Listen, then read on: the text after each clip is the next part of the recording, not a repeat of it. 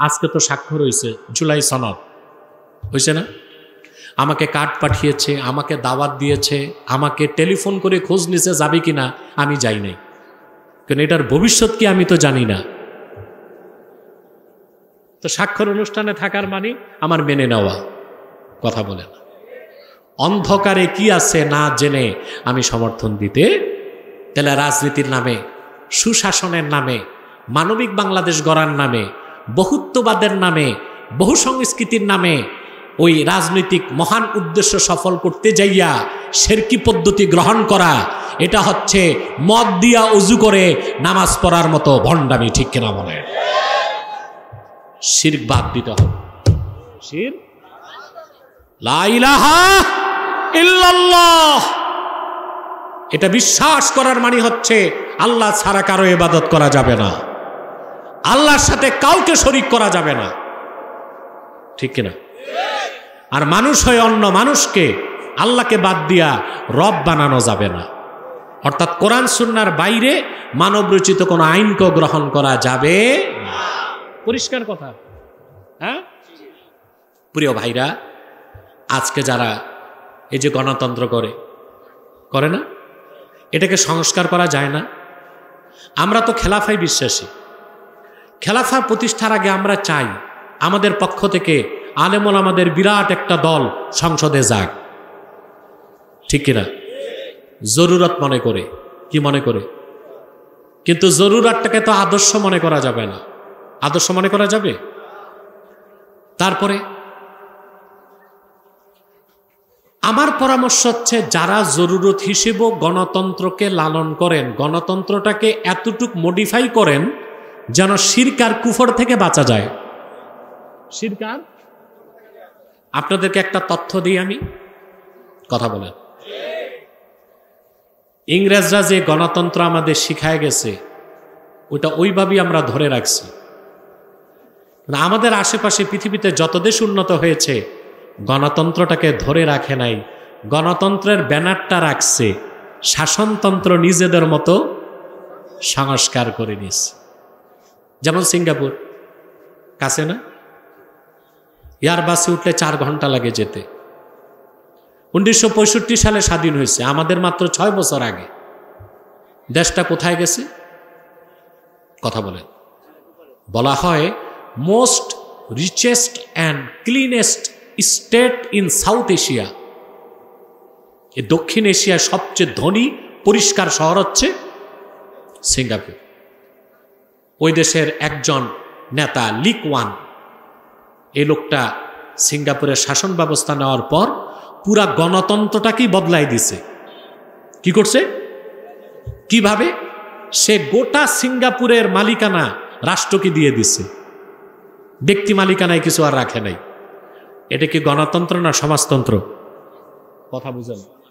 সমাজতন্ত্র না? 2, এখানে সে লেবেল রাখছে গণতন্ত্র, কিন্তু সে তার মন মতো গণতন্ত্রটাকে কি করছে? সাজায় নিছে। তারপরে সে অর্থনীতির ক্ষেত্রে গণতান্ত্রিক অর্থনীতি নিয়েছে, কিন্তু আইনের ক্ষেত্রে আইন সরাসরি শরিয়া আইনের অনুসরণ করছে। অর্থাৎ যে কোনো মৃত্যুদণ্ডের আসামির বিচার কার্যকর হয় 3 মাসে। কয় মাসে? শরিয়া আইনের এটাই তো সফলতা। সাক্ষী প্রমাণ হাজির, দ্রুত রায় কার্যকর। আর আমার দেশে এক একটা মৃত্যুদণ্ডের রায় প্রকাশ করতে 30 বছর লাগে, রায় কার্যকর করতে 50 বছর লাগে। বাংলাদেশে নারায়ণগঞ্জের একটা কলঙ্ক আছে না, 7 মার্ডার আছে তো। 7 মার্ডার যারা করছে ওরা কি ফাঁসিতে ঝুলছে না জামাইয়া দরে আছে? কেন ভাই? প্রত্যেকটা আসামি 164-এ সাক্ষী দিছে আমরা হত্যা করছি, তারপর তো মৃত্যুদণ্ড কার্যকর হতে দেরি হওয়ার কথা না। এটা হচ্ছে ইংরেজদের নিকৃষ্ট আইনের কুফলতা। আমরা 200 বছরের পুরনো আইনটাকে বদলাতে পারি নাই, আর মুখে বলি প্রগতিশীল, আমরা স্বাধীন। আমরা এখনো নিকৃষ্ট ইংরেজদের রেখে যাওয়া আদর্শ আইন এবং রাজনৈতিক দর্শনকে অনুসরণ করার কারণেই বাংলাদেশ আজকে পিছিয়ে যাচ্ছে। চায়না তাদের রাষ্ট্রের উন্নতির জন্য রাজনীতিটাকে ঠিক করে নিস, ঠিক না? সেখানে না সমাজতন্ত্র না গণতন্ত্র, অর্থনীতিটা মুক্ত অর্থনীতি, এটা সমাজতন্ত্রের বিরুদ্ধে। আবার শাসনটা গণতন্ত্র না, অনুসরণ করছে খেলাফা পদ্ধতির, কথা বলে না। এখন যিনি সিঙ্গাপুরে প্রেসিডেন্ট তার নাম হচ্ছে শি জিনপিং, না নামটা ভুলে গেছি আমি। তো সে সিসিপি, চায়না কমিউনিস্ট পার্টির প্রধান। পুরা পার্টি জনগণের থেকে মতামত নিয়ে তাকে চায়নার প্রেসিডেন্ট বানায় দিছে আজীবন। এই যে শাসক নির্বাচনের পদ্ধতিটা নিছে চায়না, গণতন্ত্রের অনুসরণ করছে না সমাজতন্ত্রের না খেলাফা? দেখেন তো তারা কোথায় চলে গেছে। হ্যাঁ, রাশিয়াতে নির্বাচন হয় আইওয়াস, দেখায় গণতন্ত্র আছে, কিন্তু পুতিন বসে আছে 20 বছরের বেশি হয়ে গেছে। প্রত্যেকটা রাষ্ট্রই গণতন্ত্রকে সংস্কার করছে। আমাদের দেশে যারা আলেম ওলামা গণতন্ত্র করতে চান, অন্তত এটাকে এতটুকু মডিফাই করুন যেন শিরক আর কুফরের গুনাহ থেকে বাঁচতে পারেন, তারপরে ওজোর হিসেবে করা যাবে, ঠিক কিনা? সংস্কারের বহুত চেষ্টা হয়েছে না? অতএব ভাইরা, সংস্কৃতির নামে, রাজনীতির নামে, কিংবা পীরমুরিদির নামে, সংস্কৃতির নামে, শিক্ষার নামে কোনোভাবেই শিরক করা যাবে না। তাওহীদের মূল বিশ্বাস লা ইলাহা ইল্লাল্লাহ। এই সাক্ষ্যটা কে দিছেন? সুবহানাল্লাহ বিহামদিহি। এরপরে আল্লাহ তাআলা বলেন, লা ইলাহা ইল্লা হুয়াল আজিজুল হাকিম। আল্লাহ ছাড়া কোনো মাবুদ নাই, তিনি আজিজ, তিনি হাকিম। আজিজ শব্দের অর্থ পরাক্রমশালী, কিন্তু এই তর্জমাটা অপরিপূর্ণ। আজিজ শব্দের ব্যাখ্যা হচ্ছে, আজিজ হচ্ছে আল্লাযী লা ইউজাদু লাহু মিসলুন, যার কোনো মেসাল নাই, দৃষ্টান্ত নাই, উদাহরণ নাই, সাদৃশ্য নাই, তিনি আজিজ, তিনি আমার আল্লাহ। সুবহানাল্লাহ। আল্লাহর সাদৃশ্য আছে, আকার আছে, কথা বলে না, উদাহরণ আছে, লাইসা কামিসলিহি শাই, আল্লাহর কোনো মেসাল নাই। যার মেসাল নাই, যার সাদৃশ্য নাই, যার সমকক্ষ নাই, তাকে বলা হয় আজিজ। কি বলা হয়? হাকিম হচ্ছে জুল হিকমাহ, প্রজ্ঞাবান। সুবহানাল্লাহ। আল্লাহ শুধু প্রজ্ঞাবান না, জ্ঞান ও প্রজ্ঞার স্রষ্টাই তো আল্লাহ। এরপর আল্লাহ তাআলা সাক্ষ্য দেন, ইন্নাদ-দীনা ইনদাল্লাহিল ইসলাম, নিশ্চয় আল্লাহর নিকট একমাত্র মনোনীত দিন হচ্ছে ইসলাম। সুবহানাল্লাহ। আল্লাহর কাছে মনোনীত দিন কি? ইসলাম। তা কোরআন বিশ্বাস করে এমন কেউ ধর্ম নিরপেক্ষতায় বিশ্বাস করতে পারে? আল্লাহ নিজেও কি ধর্ম নিরপেক্ষ ছিলেন? আল্লাহ পক্ষ নিয়েছেন ইসলামের। রাসূলুল্লাহ কি ধর্ম নিরপেক্ষতাকে সমর্থন করেছেন? তিনি পক্ষ নিয়েছেন আল্লাহর দ্বীনের। অতএব কোন মুসলমান ধর্ম নিরপেক্ষতায় বিশ্বাস করতে পারে না। মুসলমান হতে হলে ইসলামকেই গ্রহণ করতে হবে, মানতে হবে, বিশ্বাস করতে হবে, স্বীকৃতি দিতে হবে, ঠিক কিনা বলেন? আমার ভাইয়েরা, আল্লাহর মনোনীত দ্বীন ইসলাম, এটাকে যাচাই বাছাই করার পৃথিবীতে কোনো যন্ত্র নাই, কোনো জ্ঞান নাই, কোনো প্রজ্ঞা নাই। ইসলামের সবচেয়ে বড় সনদ হচ্ছে 30 পারা কোরআন।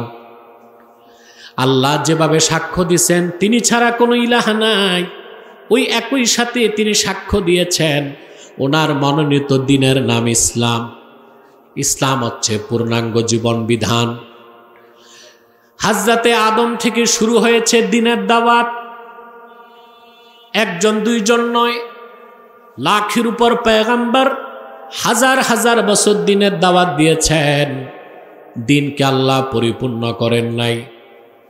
অবশেষে 1000 বছর আগে আখিরি নবী মুহাম্মদ সাল্লাল্লাহু আলাইহি সাল্লামকে আল্লাহ তাআলা প্রেরণ করে দিন ইসলামকে পরিপূর্ণ করে দিলেন।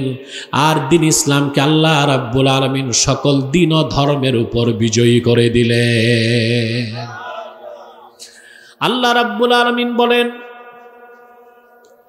ইউরিদুনা আন ইউতফিউ নূরাল্লাহি বিআফওয়াহিহিম ওয়া ইয়াবাল্লাহু ইল্লা আন ইউতিম্মা নূরাহু ওয়ালাউ কারিহাল কাফিরুন। আল্লাহ পাক বলেন, কাফের মুশরিকরা তাদের মুখের ফু দিয়ে আল্লাহর নূরকে নিভাই দিতে চায়। দিন ইসলামকে আল্লাহ নূর বলেছেন, সুবহানাল্লাহ। ওয়া ইয়াবাল্লাহু ইল্লা আইয়ুতিম্মা নূরাহ, আল্লাহ তার নূর, তার হাবিবের দিন ইসলামকে পরিপূর্ণতা করা ছাড়া অন্য সব কিছু অস্বীকার করেন। সুবহানাল্লাহ বলবেন না? এরপরে আল্লাহ তাআলা বলেন, হুয়াল্লাযী আরসালা রাসূলাহু বিল হুদা ওয়া দীনিল হক লিইয়ুযহিরাহু আলাদ দীনি কুল্লিহি ওয়ালাউ কারিহাল মুশরিকুন। আল্লাহ রাব্বুল আলামিন বলেন, তিনি মহান আল্লাহ, যিনি আপন রসূল, নবীগণের মাথার তাজ মুহাম্মদ সাল্লাল্লাহু আলাইহি ওয়াসাল্লামকে প্রেরণ করেছেন মহাসত্য দিন ইসলামের সাথে আর কোরআনের সাথে। সুবহানাল্লাহ বলবেন না? লিইয়ুযহিরাহু আলাদ দীনি কুল্লিহি, তিনি যেন আল্লাহর দিনকে অন্য সকল মতবাদ ধর্মের উপর বিজয় দান করতে পারেন। বলেন সুবহানাল্লাহ। আল্লাহ তার দিনকে বিজয় দান করছেন কিনা, পরিপূর্ণ করছেন কিনা? লাখের উপর পয়গম্বর, হাজার হাজার বছর দিনের দাওয়াত দিয়েছেন।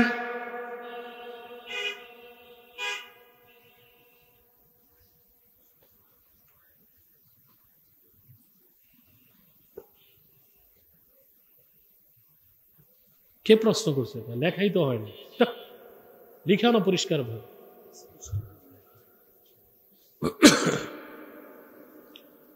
প্রিয় বন্ধুরা, আল্লাহ তাআলা দিনকে পরিপূর্ণ করে দিয়েছেন। নবীর পর নবী এসেছেন, দিনকে পরিপূর্ণ করেন নাই। মুহাম্মদ সাল্লাল্লাহু আলাইহি ওয়াসাল্লামকে ১৫০০ বছর আগে প্রেরণ করে আল্লাহ দিন ইসলামকে পরিপূর্ণ করে ঘোষণা দিয়ে দিয়েছেন, আল-ইয়াওমা আকমালতু লাকুম দীনাকুম ওয়া আতমামতু আলাইকুম নি'মাতি ওয়া রাদিতু লাকুমুল ইসলাম দীনা। আল্লাহ ঘোষণা করেছেন, আজকের এই আরাফার দিন আমি আমার নবী মুহাম্মদ সাল্লাল্লাহু আলাইহি ওয়াসাল্লামের রক্ত ঝরা দিন ইসলামকে তোমাদের জন্য পরিপূর্ণ করে দিলাম। তোমাদের উপর আমার নেয়ামতকে পরিসমাপ্ত করলাম। ওয়া রাদিতু লাকুমুল ইসলাম দীনা, আর মুক্তির জন্য একমাত্র ইসলামকে আমি আল্লাহ স্বীকৃতি দিলাম।